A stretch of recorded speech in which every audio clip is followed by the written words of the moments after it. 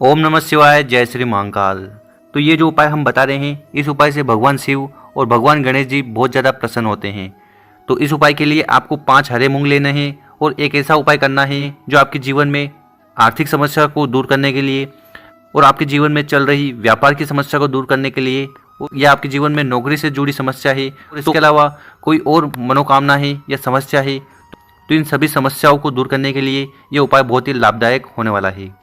इसके साथ जिन लोगों ने बहुत ज़्यादा प्रयास कर लिए उसके बावजूद भी उनकी नौकरी नहीं लग रही है और बहुत कोशिश करने के बाद भी उनका जो व्यापार है वो सफल नहीं है, मतलब उसमें धन प्राप्ति के रास्ते नज़र नहीं आ रहे हैं, तो ऐसे में आपको ये जो हरे मूंग का उपाय है ये करने से चूकना नहीं है। देखिए दोस्तों, पूज्य गुरु जी की कथा को सुनकर ही आपको ये उपाय बहुत अच्छे से समझाएंगे। उसके पहले ये वीडियो को लाइक नहीं किया है तो लाइक कर दें, चैनल पर नए हो तो सब्सक्राइब जरूर करें।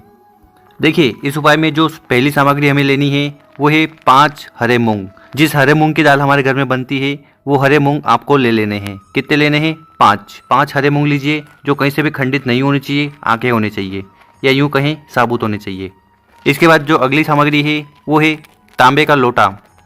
तांबे का लोटा आप अपने घर से ले लीजिएगा और उसके अंदर आपको अपने घर से जल भर लेना है। गुरुजी कहते हैं कि जब भी हम शिव मंदिर जाएं तो हमको अपने घर से जल भरकर ले जाना है। इससे हमारे घर के जो दोष हैं वो समाप्त होते हैं। इसके बाद इन दोनों सामग्री को लेकर आपको पहुंच जाना है शिव मंदिर। और ये जो उपाय है ये आप सुबह से लेकर शाम तक कब भी कर सकते हो। इसके बाद क्या करिएगा कि इस जल के लोटे में से आपको थोड़ा जल लेना है और ये जो हरे मूंग है, 5 हरे मूंग, इस पर आपको जल छिड़क देना है। तो कोई भी सूखी चीज़ हम भगवान की शिवलिंग पर नहीं समर्पित करते, इसलिए आप थोड़ा जल लीजिएगा और इनके ऊपर छिड़क दीजिएगा, ठीक है। इसके बाद क्या करिएगा कि जो हरे मूंग है 5, उनको आपको अपने सीधे हाथ में रख लेना है। अब इसके बाद क्या करिएगा कि सबसे पहले आपको हरा मूंग लेना है और जो गणेश जी का स्थान है वहाँ पर समर्पित कर देना है।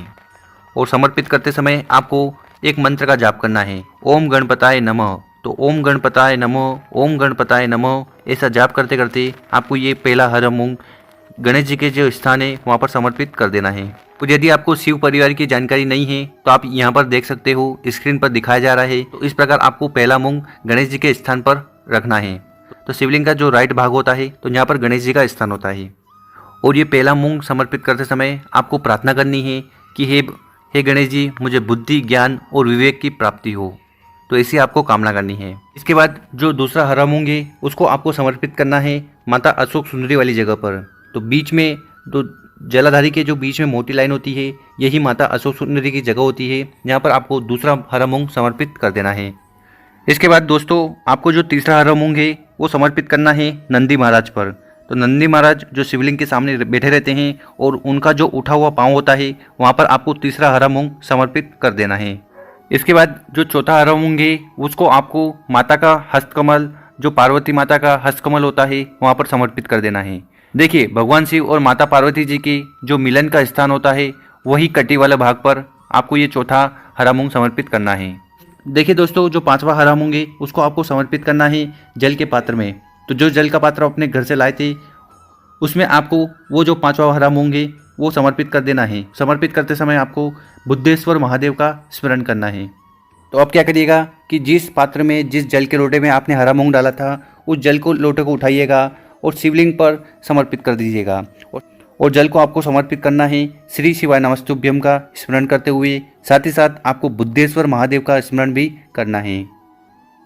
और इसी के साथ गुरुजी अपनी प्रत्येक कथा में कहते हैं कि जब भी आप शिवलिंग पर जल समर्पित करें तो वो इतना धीरे होना चाहिए कि आप कम से कम 11 बार ओम नमः शिवाय या श्री शिवाय नमस्तुभ्यम का स्मरण कर लें। तो इतना धीरे आपको शिवलिंग के ऊपर जल को समर्पित करना चाहिए। तो ये उपाय करने के बाद अब क्या करना है, आपको शिवलिंग के पास बैठ जाना है और आपके मन में जो भी कामना है, जो भी समस्या है या जो भी बाधाएं आपके जीवन में आ रही है, वो चाहे नौकरी की हो, बिजनेस की हो या पर्सनल लाइफ में कुछ हो, तो आपको वहाँ पर बैठकर प्रार्थना करनी है, कामना करनी है कि हे महादेव, हमारे जीवन में जो समस्या है ये जल्दी से जल्दी खत्म करें।